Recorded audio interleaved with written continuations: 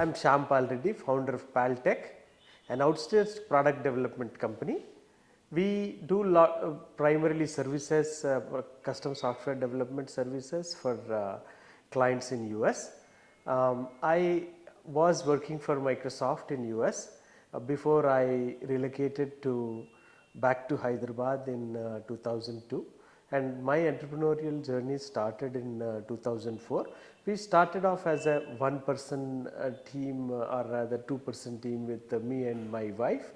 We both were at Microsoft here, and slowly we tried to ramp up one by one, and it was a good experience, but a lot of it was self-learning. And I met with some of the mentors at TIE, but that was much later. So I believe TIE does a very good job of mentoring people, and we do we pay for mentoring as well. Ours is a paid kind of an organization, so we pay and give time as well. So TIE is one of the largest entrepreneurial organization in the world.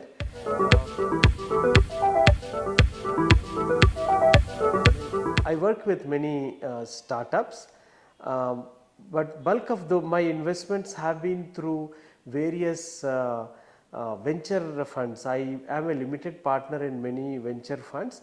A lot of these funds are actually managed by TIE Hyderabad, the charter members and other TIE charter members, and I do not do more direct kind of this thing. So some of those are like, there is one venture fund, Dallas Ventures is one, and there is one other Inflexer and few other funds like that. We work through a lot of those kind of venture funds rather than doing direct investment. And one of the key thing, we focus a lot more on technology centric startups, but there are some other, I work with other startups based in Mumbai, which are a lot more of non-technology startups as well. Many of them have been doing well, and Bloom is one other venture fund that I work with. They have a lot of technology startups that they invest with.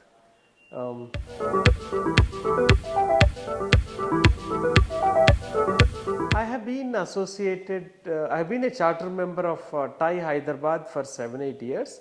Even before that as well, actually I have been in some, my organization has been associated with TIE in Boston on a remote basis, but I personally started with TIE Hyderabad in maybe in 2014, probably around that time, and I have been a charter member since then.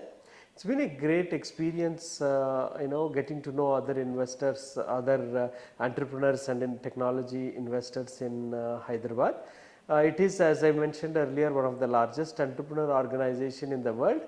It's been started probably about 30 years back, with many by a lot of people who come from this. It stands for Indus is the background, I in the TIE's Indus, and so a lot of the Indian origin entrepreneurs together started this about 30 years back in Silicon Valley.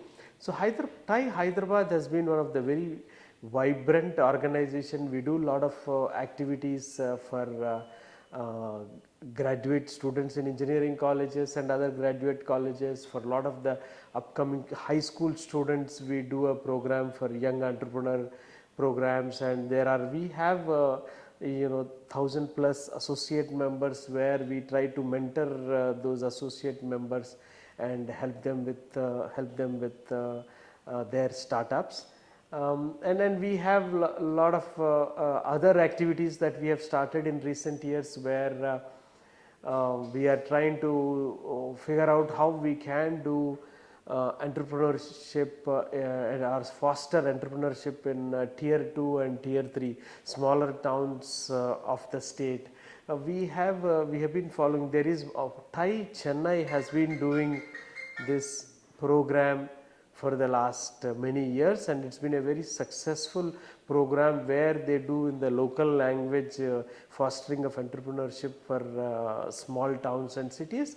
We are trying to adopt that model to our state here in Hyderabad, and we are hoping to really add a lot of value and take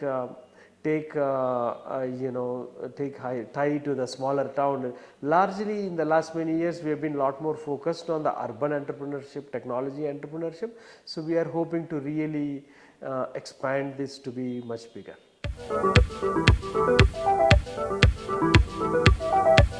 Thai Global Summit is one of the largest gathering of entrepreneurs with about 3,000 delegates expected, and about 1,000 CMs from across the world are expected to attend in Hyderabad. This is an in-person event. It is from December 12 to 14. One of the key thing we are trying to do is to do a matchmaking of all these successful entrepreneurs with startups, specifically in India, and even more specifically with Hyderabad. So we will be doing a lot of these one-on-one mentoring sessions once the matchmaking, both the mentors and startups are connected. This usually in a lot of these conferences that you don't get opportunity to do one-on-one with many mentors. In this case, that is one big differentiator, I would say. And the second thing is, a lot of the times in conferences there will be some lectures, you listen to those, and if you get some gyan, great. If not, it's not very productive if you don't have one-on-one. So that is one thing we are all trying to make it happen. And from a long term as well, some of the plan is that once the mentors and the startups meet and they spend time with each other, many of these are not a one time this thing. We expect and plan that on an ongoing basis these relationships will continue, and people will be able to startups specifically and founders will be specifically able to make good value out of these sessions is what we are expecting.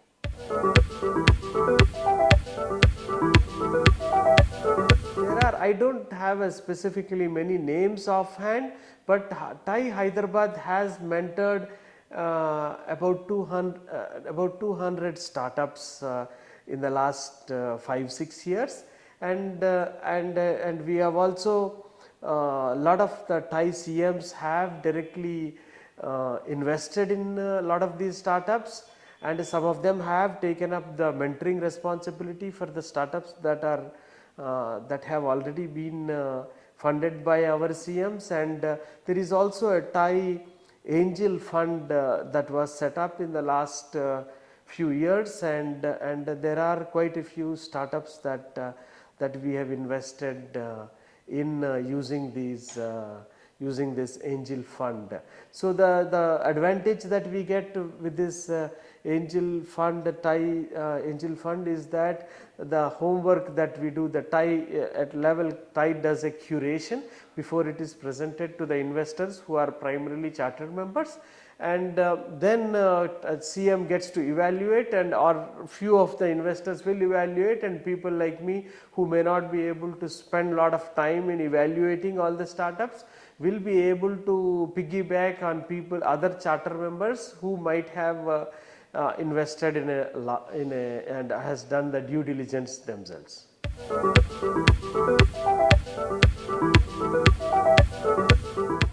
TiE Hyderabad in general, and specifically I personally would like to encourage a lot of young folks specifically, and for that matter anybody to do entrepreneurship, because I personally believe I definitely have really enjoyed the journey till date, and I am a serial entrepreneur. I hope to be able to be entrepreneur all my life. Because I believe entrepreneurship really throws up a lot of challenges. It makes life fun.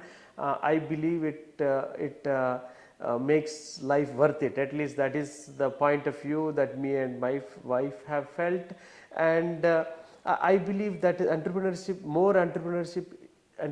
is what an economy and country like India needs at the stage at which where we are, I believe we need lot more entrepreneurs to get to a 10 trillion, 20 trillion kind of economy over the next few decades. So from that point of view, a lot of existing entrepreneurs and the society in general and any other organizations, so civil society and governmental and other organizations, we should all encourage entrepreneurs and build that ecosystem and be able to support whatever we can. And again, you shouldn't, one of the key advice and suggestion that I give to entrepreneurs who who want to get started is that you should not come into it with very high expectations. Rather, oh, I'll make this much money versus I'll get this or that kind of a thing. In general, what works is it is a wonderful journey. You should figure out, even if after a few years you for whatever reason decide to not continue, even 2-3 years of that journey is a great experience for life. So it is worth trying for everybody. But again, sometimes one other thing that I tell some of the people is it won't be as glamorous as somebody might have read in a magazine. I remember talking to some of the friends who read this or other stories in the magazine and felt they didn't think through this thing. You have to evaluate all the options. What is what are the challenges people have faced. That's where people like me talk to a lot of these want to be entrepreneurs and suggest what works, what doesn't, what expectations to have, how to go about, what homework you can do before you get started, what pre-homework that we all can do, what there are many things that, and how to prepare yourself and your family, because without support from your family, entrepreneurship is very challenging. So, but I think it makes it really worth it, and I would encourage everybody to try and get into entrepreneurship at their own level.